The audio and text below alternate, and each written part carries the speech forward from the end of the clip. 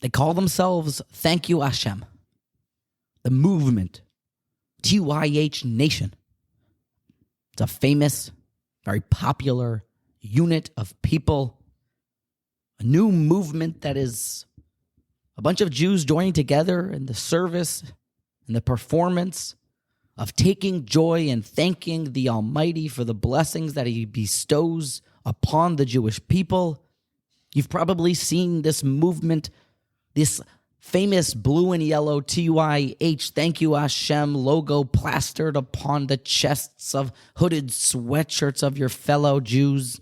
You've probably seen it on the back plastic bumper stickered magnetically, proclaiming that they are a part of this holy movement of TYH Nation, the Thank You Hashem group. It's a bandwagon, and it's on the way to the promised land. I was never sure what to make of the movement. Never knew why exactly it became a movement. But I'm here to tell you, loud, audibly, to roar, that I'm jumping on the bandwagon of the TYH movement. I'm all in on Thank You Hashem Nation. And let me tell you why. Parshas Ki Savo contains in it one of the most incredible mitzvah d'oraisas known to mankind. It is truthfully actually two of the mitzvos number 606 and mitzvah number 91, all included in the first 10 psukim of our parsha, Parshas Ki Savo. What is this mitzvah, you ask? It is the mitzvah of Bikurim, first fruits. Surely you've heard of it. It's when a man shall go down into his field and see the very first budding green showing of all of his hard work and effort. He seeded, plowed, organized all of these different services to get some parnasa, some food, and now finally the very first fruits of his labor, quite literally. This mitzvah is a tithe. It's also one of the 24 gifts that we're obligated to give to the Kohanim, and this service is so fantastic. Let me set the scene so you understand just how remarkable this iconic sight was to simply marvel at. The way that Bikurim works is that when a fellow would go down into his field, he would tie a little ribbon around that first fruit and then place it inside of this basket. And it wasn't any fruit. It was only the Shivas Haminim. So it was the most special fruits. And he came together, put it inside of either, if he was from the middle class, more of a wicker basket. From the high class, the affluent fellows, they would put it inside of a gold basket. Each fruit having its own separate compartment. These are certain halachos codified for eternity by Maimonides. All the barley, wheat, dates, figs, grapes, all put into separate parts of this basket or its own basket. The whole basket, the whole Samta Batena, it should all be bursting and being crowned with grapes coming out of the top. And you're not allowed to travel up with this basket to its destination, which is the holy, holy plateau that is above Jerusalem, that Mount Moriah area where we have the holy domicile, the house of Hashem, the place that Hashem is Shoichin Sham, Hashem dwells with us, the holy Beis HaMikdash. You're not allowed to travel with your holy Bikurim by yourself. You must travel together with your entire community. It's to be an entire service, a procession, a Thanksgiving Day parade. You have floats of Snoopy up above, for those that get that reference. Everyone together on a 54-seated coach bus. There's supposed to be an ox in the front, adorned with someone playing a flute. Everyone together, Beroiv Am Hadras Melech, the more people, the more merrier, and the more honor it brings to the king. The halacha is codified, and the Medrash teaches that everyone together sings while the flute plays a specific and unique song. They sing Shir Hamalos LeDavid, Somachti be'oimrim li Beis Hashem Nelech. over and over. A song of ascents of David, that I rejoiced when they said to me that we're going to the house of the Lord. Over and over, we are going to the house of the Lord. I rejoice when they told me that we're going to the house of the Lord. So machti v'oimrim li beis Hashem nelech, over and over and over.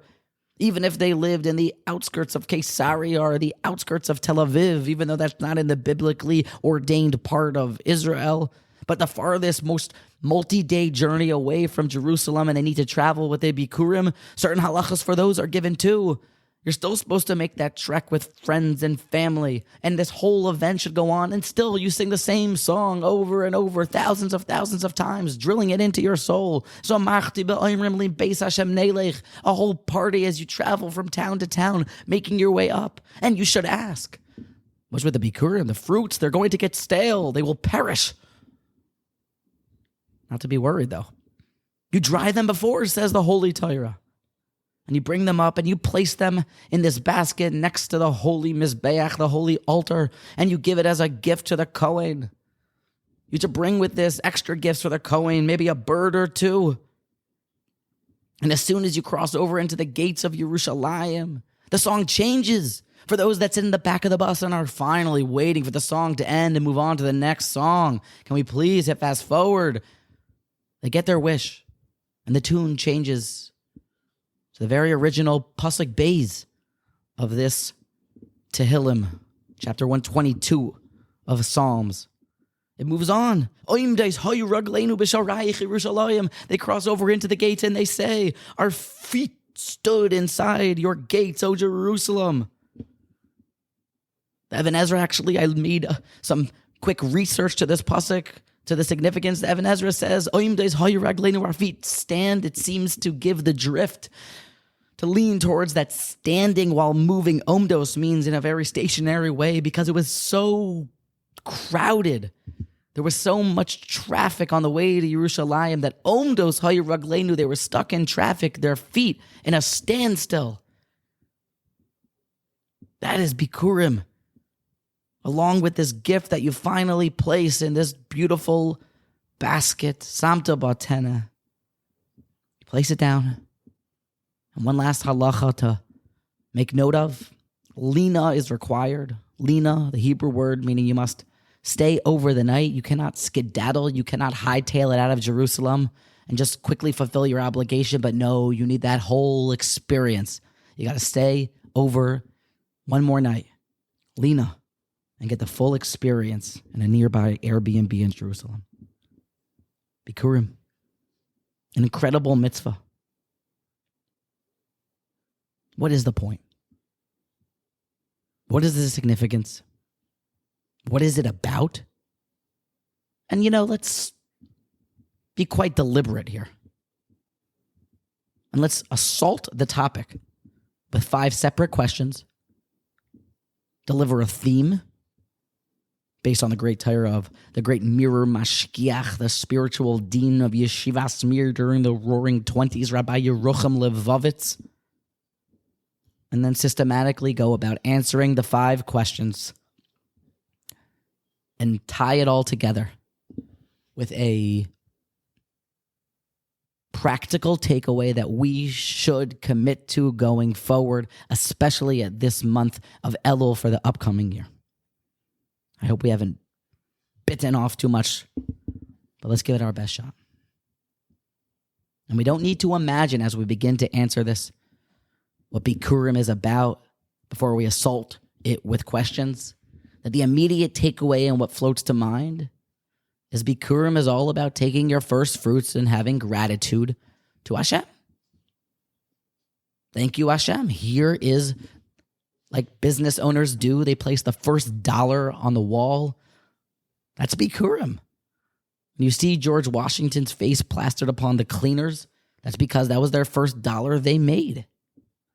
This is our Bikurim. They got it from us. And Rashi makes note of that. Says Rashi, when you bring the Bikurim, why are you doing this? Quote, She'encha kafui tova. To declare that you are not an ingrate.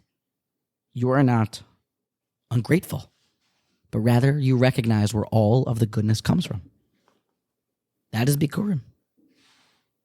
The fundamental principle that goodness comes from somewhere and gratitude must be bestowed to that source of goodness. And God forbid, should one ever lapse into the coma of ungrateful, of self-centered, and fail to properly voice and declare his gratitude, there is no greater evil than that. That is Bikurim. And so here, let's pepper, assault, and declare war upon this topic before we piece it back together with question number 1 of 5 questions on the topic of Bikurim. After this whole fanfare that we've described and hopefully you can picture,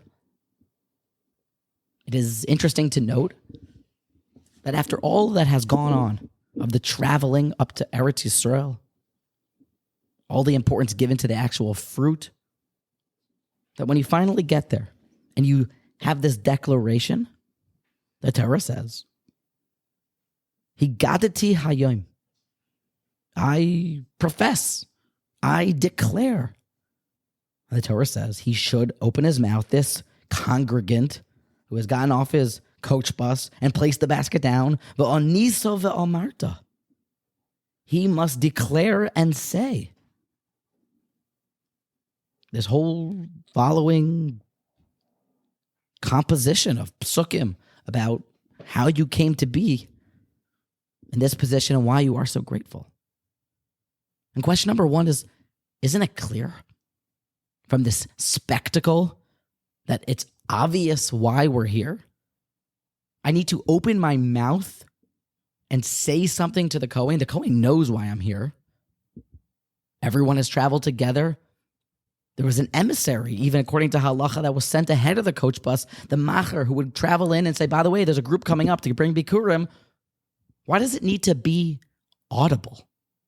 Why does there need to be v'onisa ve'omarta, the opening up and audibly declaring your gratitude? Question number 2. When the person finally arrives at the Beis HaMikdash and he's to fulfill his next mitzvah, part 2 of the mitzvah of Bikurim, he must declare a special declaration, a constitution of thanks, to which he says, the words should sound familiar, he goes into the entire backstory of the Jewish people. He says over that famous paragraph that comes from the Haggadah, or that the Haggadah takes from the Torah, from his announcement and declaration of Bikurim, and they oppressed us, and eventually God took us out with an outstretched hand, and it was miraculous. It's very interesting to note that the Torah here, unlike everywhere else, writes the text of what he is to say. All the psukim, 6, 7 psukim. And the Torah does not waste words, does not mince words. And every other time that we're commanded to say something, we get maybe a hint to it, a one letter, v'achalta v'savata uveirachta, the mitzvah to bench. The Torah doesn't then go and say, and you should say, Noida l'cha Hashem Elokeinu, and you should say, V'yalakol, you should say, Uveneh, you should say, Arachamon, you should say, Yiru. It doesn't say any of that. It is there set forth, and now the men of the great assembly tell us what's the text we're supposed to say. But here, the Torah, line by line, tells us what is the script to this song of gratitude. Question number 3. This specific song, unlike all other prayers, cannot be said in any other language. It must be in Hebrew. Why is God so specific in how this passage must be read, as opposed to all the other ones that, if you understand Aramaic better, just like Kaddish, it's in Aramaic, then that's the choice lashon.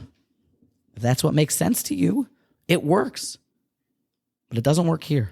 Bikurim must be in Lashon HaKodesh. The next question it is incredibly puzzling that one of the very first midrashim in all of Torah says the following. Bereshis bara Elokim, in the very beginning, God created the world. Says the Medrash, Bereshis, in the beginning, is alluding to some very important reasons why God created the world. Because God created it for things that are called rashis. What is called rashis? The Jewish people are called rashis. The Medrash cites the source. We are the rashis, we are first. So the Torah, the world, all created for the Jewish people. But what else? What is one of the lone entities that the world was created for? You guessed it. The rashis, the gancha, the rashis bikuri ad masecha, your very first fruits. The world was created, says the Medrash Rabba, Parshas Brachis. The Bikurim are called rashis, and the entire world was created for the sake of Israel, for the sake of Torah, which in Mishlei is called rashis, and for the sake of Bikurim. Now, one of those three does not belong. So let me tell you, friends, what Bikurim is about. Tell you why the world is created for the sake of Bikurim, why our job in the world is Bikurim, and why I'm also jumping on the bandwagon of TYH, the Thank You Hashem Nation. And it all begins from the most important essay, treatise of the great Nachmanides, the great Ramban, his very last essay of Parshas Bo. It is required reading at least 100 times, Red Volba would say. And the Ramban writes like this, and it holds our answer. Ki akone mezuzah. When a person will buy a mezuzah, echad, one mezuzah, v'kava'a bepischo, and he places it on his doorpost, v'niskavim be'inyana, and he has in mind what is written inside of the mezuzah, kivar hoda, he has now recognized b'chidash ha'olam, the creation of the world, ubiyadias habore, and then he has the knowledge of Hashem, v'hashgachaso, and God is in charge of the world and his divine providence, v'gam b'nevuah, v'he'emin, and he believes in all parts of Torah. This is part of the Ramban's essay about why we do mitzvos, which makes it required reading. But the way that we learn Rishonim in yeshiva, and the way that I believe should be the way that anyone learns a Rishon, is to give tremendous gravity and weight to every single word of the Holy Rishonim. And right here in this next line, the Ramban tells us something that the whole world hinges upon. Milvad, shehoida, shechesed, habore, gadol ma'od, al oso ritzono. Not only that you have given gratitude, shehoda, that you are thanking God for the kindness that he did.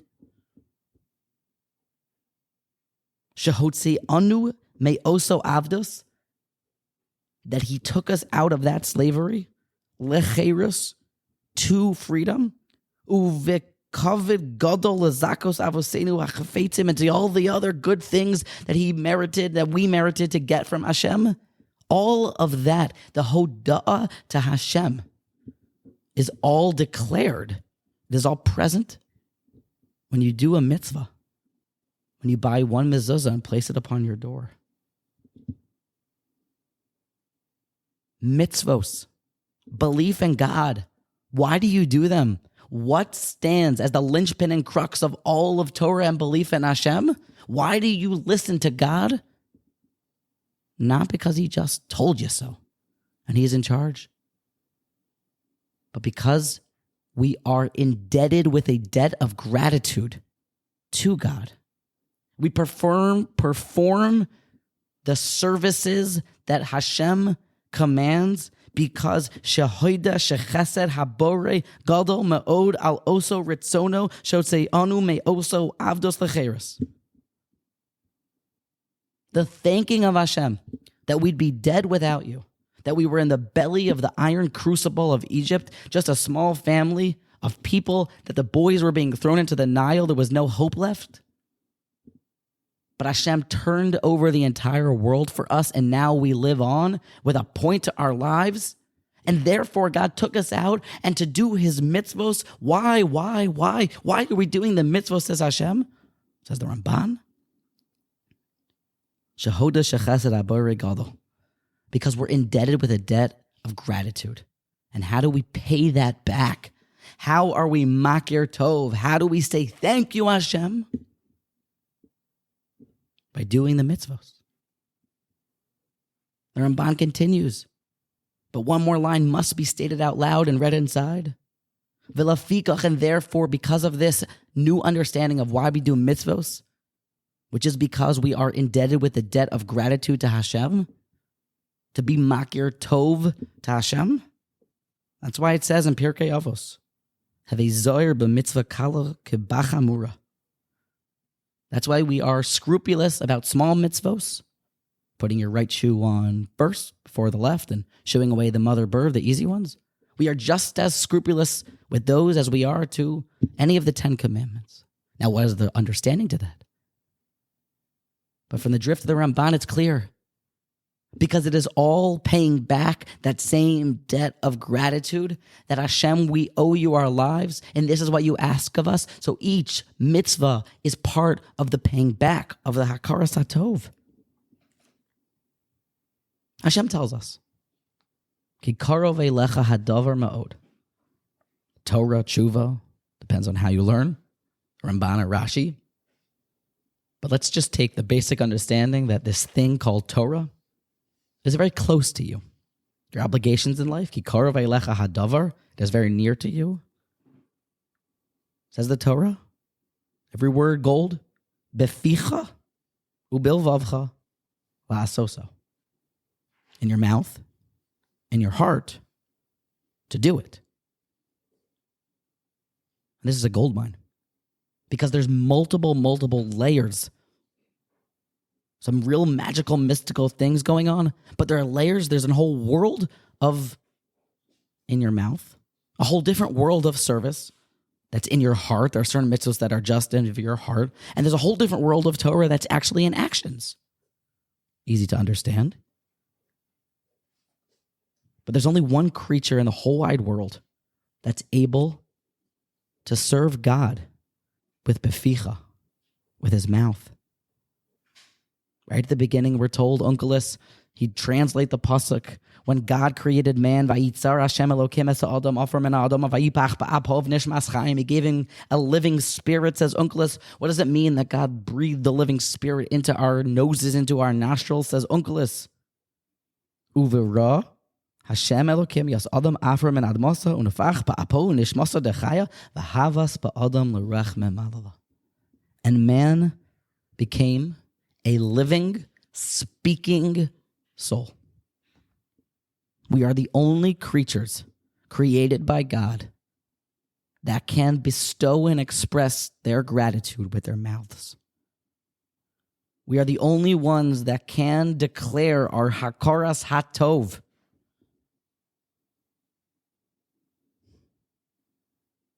Bikurim, which is the mitzvah of not falling back into the haphazard, lackadaisical approach to life of accepting everything as coming your way and taking life for granted, but rather expressing your gratitude.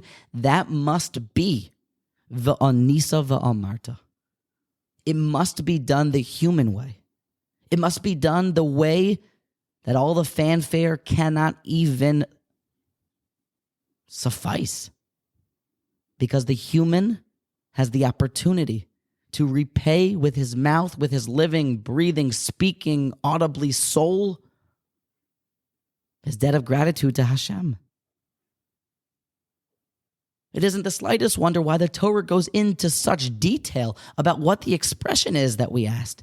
Why here do we get the whole parsha? It's obvious. This is the main point of why man was created.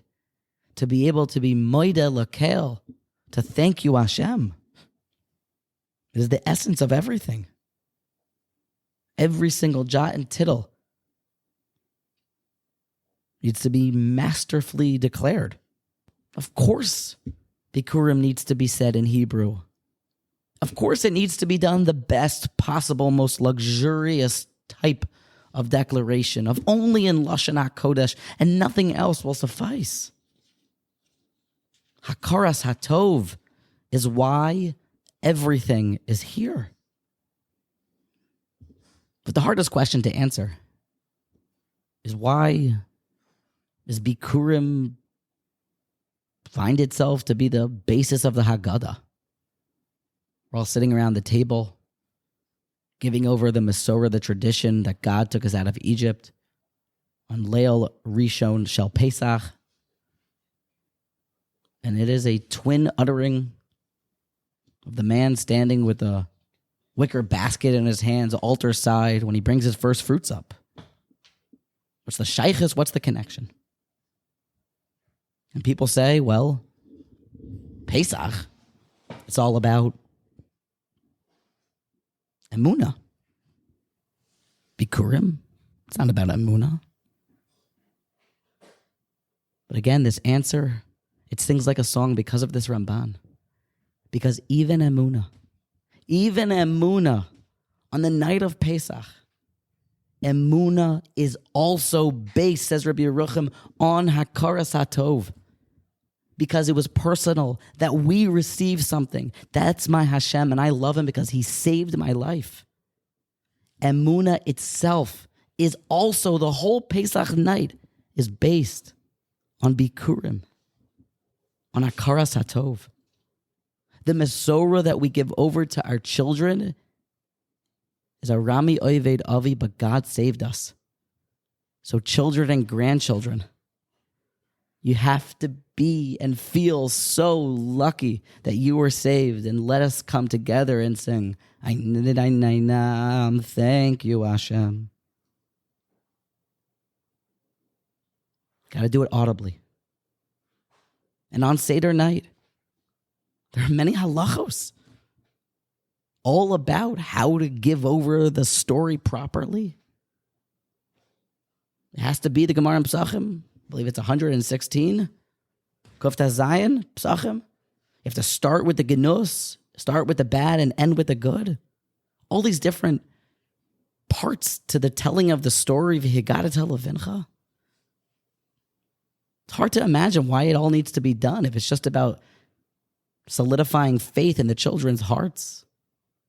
But again, once we keep in mind that we are saying thank you, Hashem, and there are certain laws of how to give proper thanks.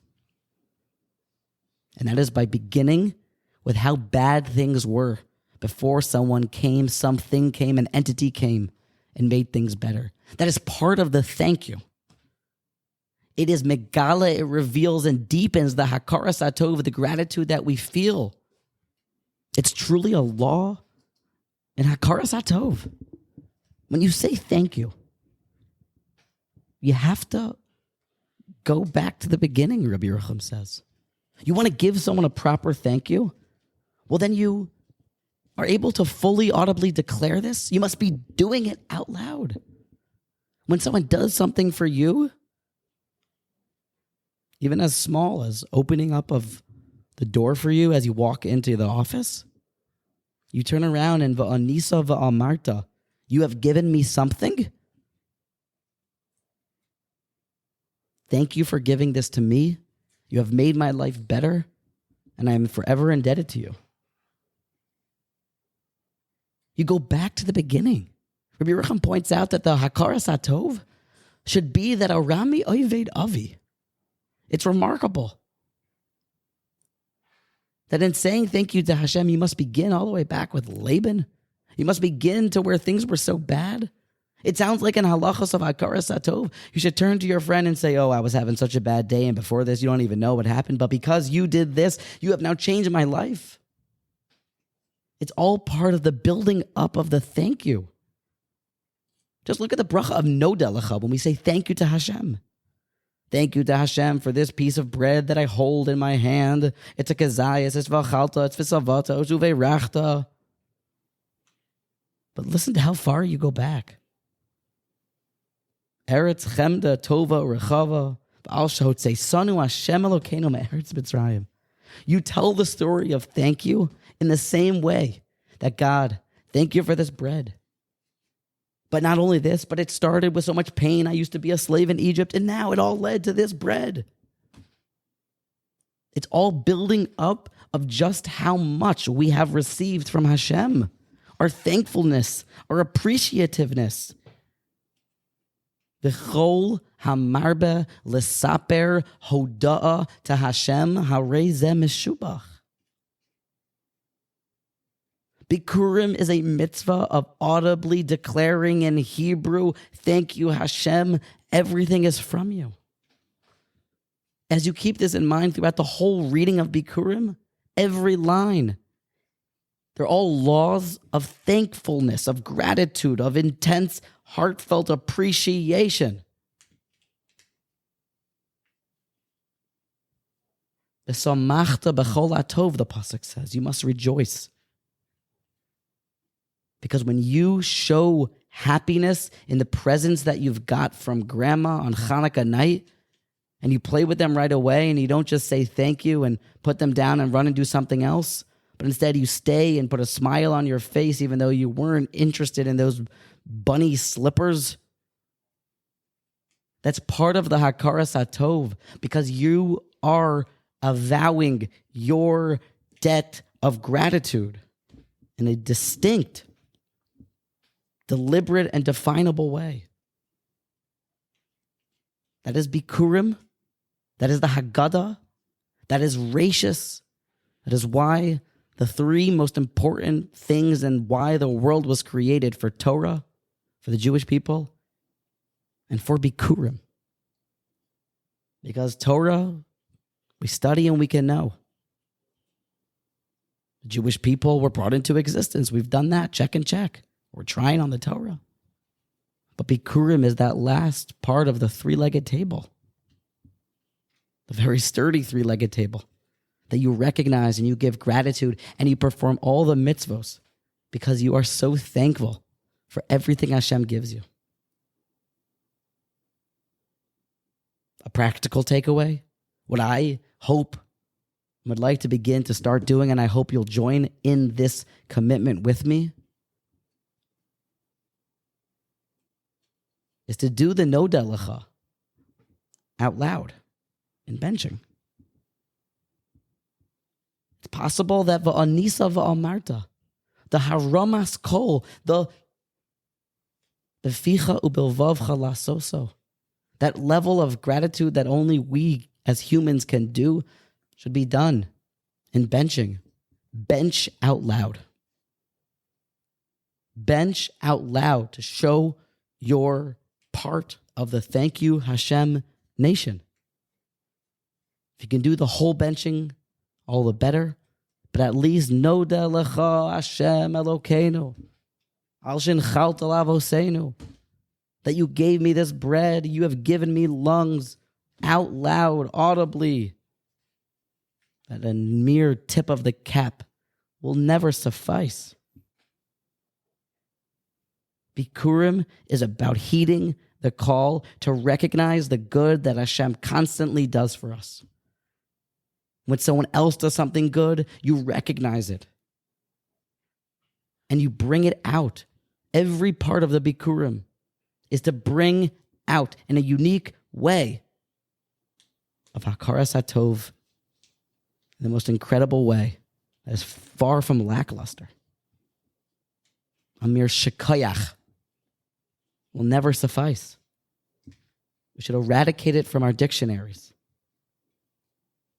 Bench out loud with me. Declare Thank you, Hashem, audibly and discernibly, with deep gratefulness that you are she'encha kafoi tova. You are not an ingrate. And do the mitzvos,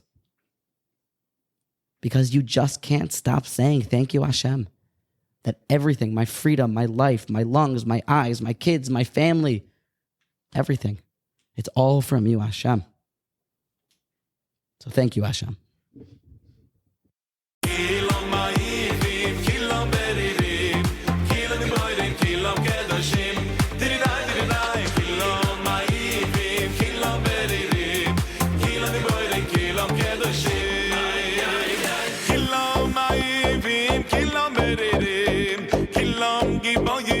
Kilam